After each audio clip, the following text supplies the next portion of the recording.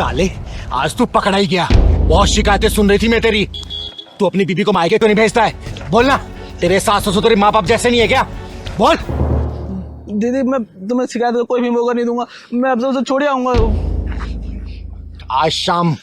आज शाम को तू अपनी बीबी को उसके मायके छोड़ के आएगा। और याद रखना, तेरे सास ससुर तेरे माँ बाप जैसे ही हैं बेटा। और आगे से मैंने कोई शिकायत सुन ली ना, बहुत मारूंगी तुझे, समझा? जी समझ गया दीदी, अब आगे तो कोई भी मौका नहीं दूंगा दीदी। शाम को उसे पहुंचा के मायके। जी दीदी जी, चलिए जी दीदी।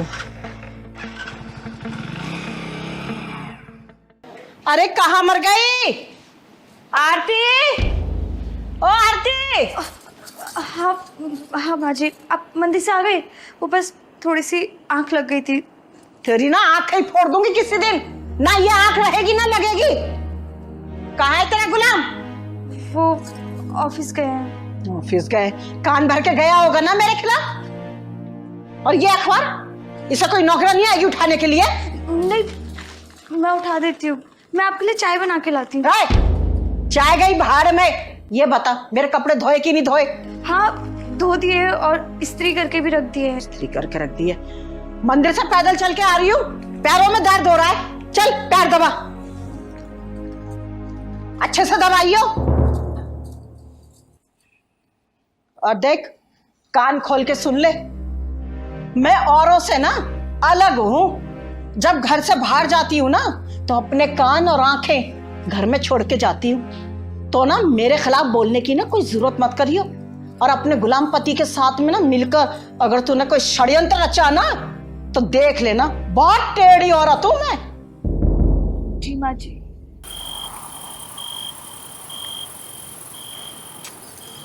सुनिए, मेरा मायके जाने का बहुत मन कर रहा है। 3-4 दिन के लिए चली जाऊं? मायके? अरे कोई बात नहीं, कल चले जाना, बोलो तो मैं छोड़ाऊंगा। वो तो ठीक है, पर माँ जी से डर लगता है। अरे यार, माँ से डरने की क्या बात है, कल चलेंगे। पक्का ना? पक्का। पर जाऊं कैसे? मेरे पास तो जाने लायक ढंग के कपड़े ही नहीं है। अब कपड़े भी नहीं है? कोई बात नहीं, कल सुबह तुम्हें नए कपड़े दिला दूंगा बस। पर पक्का प्लीज आप माँ जी से बात कर लोगे ना? उनको बोल देना सिर्फ 3-4 दिन के लिए जाना चाहती हूँ। अरे माँ से डरने की कोई जरूरत नहीं है, हमारी माँ है, वो थोड़ी गुस्से वाली तो है। समझी? कल चल देंगे घर, ठीक है?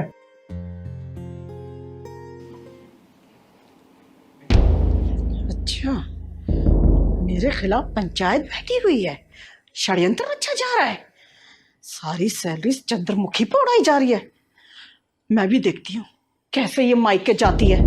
मेरा नाम भी ना शांति है, शांति। और शांति का मतलब अशांति।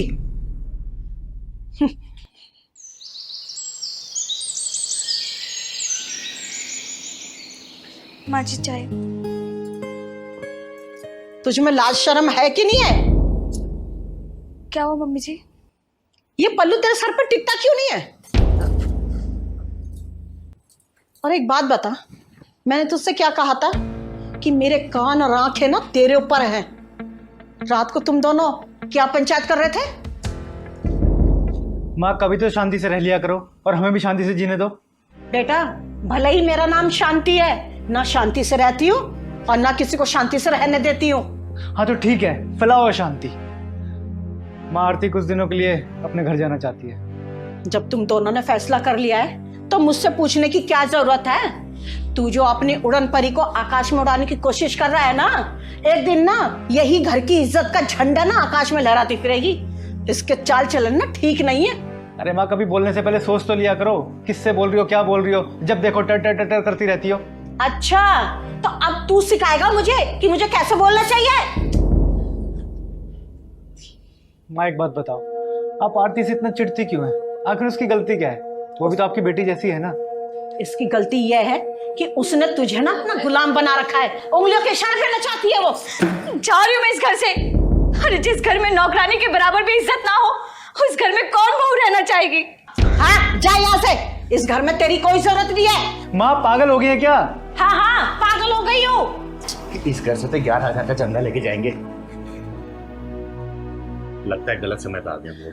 नहीं नहीं चिंगारी जी, सही समय पे आई हो। बहू घर छोड़ के जा रही है, बधाई के गीत गा के जाना। क्या बात है बेटा? मामला कुछ गड़बड़ सा लग रहा है। जी, इस घर में बहू नहीं बल्कि नौकरानी की जरूरत है। दीदी, सास बहू की खिचड़ी कभी क्यों नहीं पकती? पहलवान बेटा, बीरबल की खिचड़ी तो पक सकती है, लेकिन ये सास बहू खिचड़ी पकना बहुत मुश्किल है। अरे बैठिए ना दीदी, बताइए कैसा ना हुआ। अरे मेरी छोड़ बेटा, ये बताइए घर में गर्मा गर्म सन्नाटा क्यों छाया हुआ है? दीदी, मैंने बहुत कोशिश करी इस घर में जगह बनाने के लिए, माँ जी के दिल में अपनी जगह बनाने के लिए, लेकिन ना घर में जगह बना पाई और ना माँ जी के दिल में। बस इसीलिए घर छोड़ के जा रही हूँ। माँ जी, एक बात बताइएगा, आप भी कभी बहू बन के इस घर में आई थी ना? क्या आपकी सास ने आपके साथ ऐसे व्यवहार किया क्या जैसा आप अपनी बहू के साथ करती हैं? देखिए, झूठ मत बोलिएगा, सच बोलिएगा। आज के समय में ऐसा हो गया है ना, सास का नाम सुनते ही बहू के दिल दिमाग में सिर्फ एक ही चेहरा नजर आता है, डरावनी सास। थर थर कांपती है बहुए। हमेशा एक बात याद रखिएगा, अगर आप किसी की बेटी को बहू बना के अपने घर में लेके आएंगे ना, उसे दिन रात डांटेंगे, फटकारेंगे या फिर उसे नीचा दिखाएंगे, रुलाएंगी, आपकी खुद की अपनी बेटी ससुराल में ना सुखी नहीं रह पाएगी। इस बात को ध्यान रखिएगा। मुझे ना ज्ञान मत दो, मैं बहुत ज्ञानी हूँ।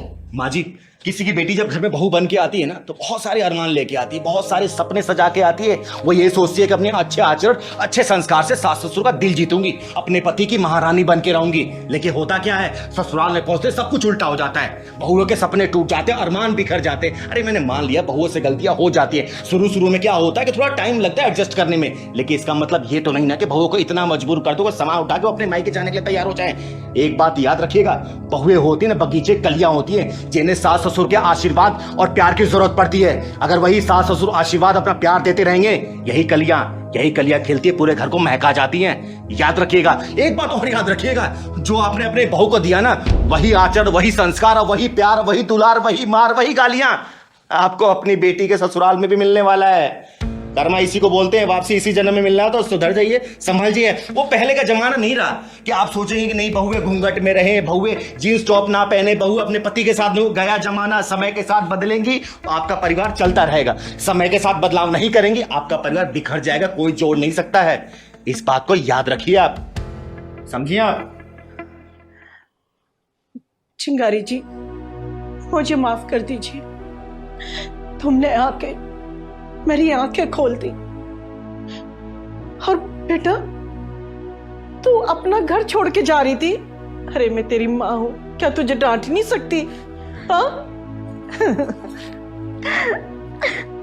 देख बेटा, ये माँ है, और कहते हैं सास का ओहदा माँ से भी बड़ा ही समझ तू, क्योंकि माँ की डांट फटकार तो हर बेटियां सह लेती हैं, लेकिन सास की सही नहीं जाती।